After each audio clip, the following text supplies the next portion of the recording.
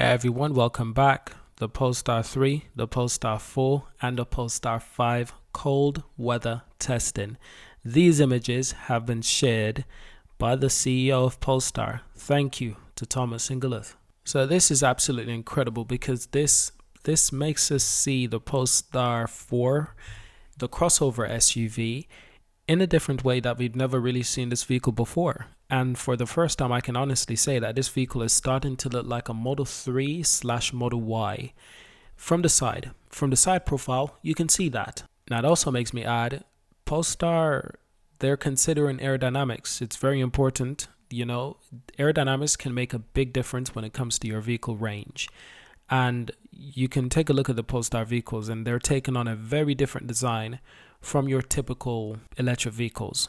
Let's not forget that despite the Polestar 3 not looking extremely aerodynamic, they actually put a wing at the front of the car and one at the rear.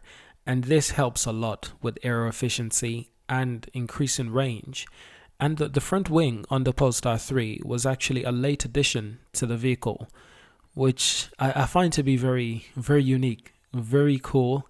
The fact that they just added this really cool feature that really separates it from a lot of other SUVs. And that's just incredible. Seriously, I want more of this, more innovations, more different, strange things that make sense but are really cool. But who would ever thought like that? A wing.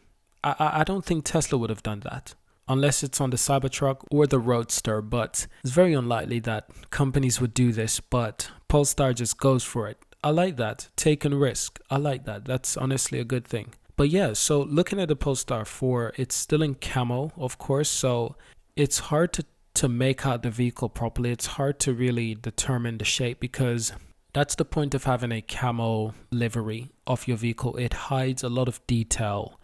The finer detail, it hides a lot. And that piques my interest, to be honest. So this is the Tesla Model Y, I do believe, and you can clearly see the design similarities between that and the Polestar 4. Very simple aerodynamic slipstream design, very simplistic, very straightforward. From the front profile, these images were leaked a couple of months back. This is perhaps one of the best shots that we have of this car because it looks like a sedan, but it looks like a sedan that's honestly it looks halfway between the Model 3 and the Model Y. That's my analysis. But does it look like a Polestar? Yes, indeed it does. It's something I didn't spot before, but is that a camera? Right under the mirror, right there, is that a camera? And at the rear of the vehicle, obviously, you can see this thing that's protruding at the back. And Thomas Ingerlith did tease that as well. We don't really know what it is, but when we look from the rear of the vehicle, there you go. This light bar that's protruding, why it's there yet? Is this just part of the testing or what? But from the rear, you can clearly see that this vehicle has a very SUV kind of personality. I believe that's also a camera at the rear as well. It's really hard to make out details in this car, but could that be a camera as well? And could there be another camera right there? I believe that this vehicle is giving me a lot of Tesla vibes, but at the same time, it's extremely Polestar. Very similar to Polestar kind of designs. Look at the rear. That's very Polestar-like. The borderless mirrors, those are Volvo licensed patent designs. I don't even think Volvo cars use those, but Polestars do. I think Volvo has a patent for those designs, so they're the only company that can use that frameless mirror design. It's really cool. This is the Polestar 5 prototype based on the Polestar Precept. Very cold.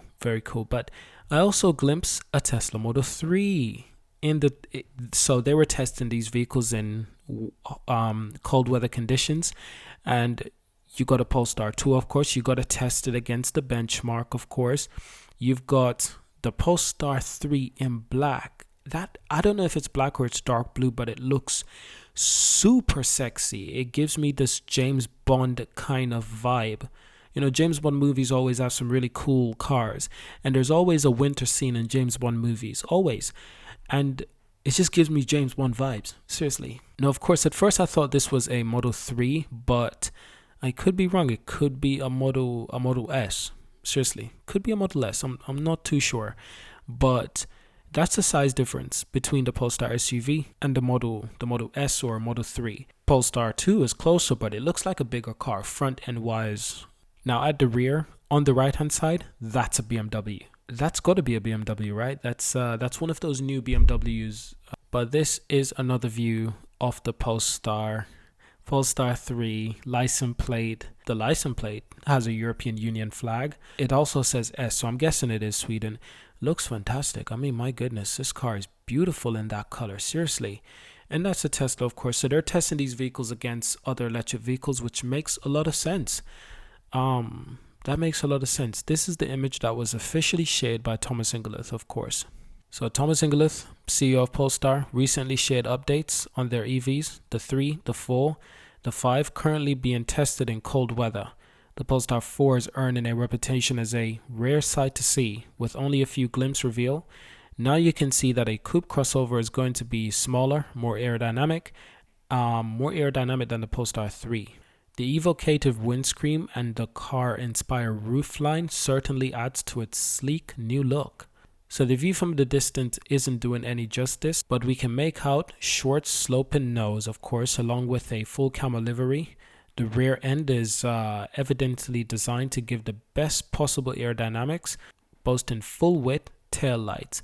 The vehicle design side profile has a very Tesla Model 3 Model Y vibe. Undoubtedly, this is not a bad thing. Tesla is well known for making cars with aerodynamic range efficiency in mind. This is true, ladies and gents. Polestar hasn't been too vocal about their upcoming crossover coupe, but the car is believed to be heavily inspired by the 3 and will come out later in 2023. Now, the Polestar 4 is soon to join its main rivals such as Porsche Macan EV, Tesla Model Y, the starting price of approximately £49,000.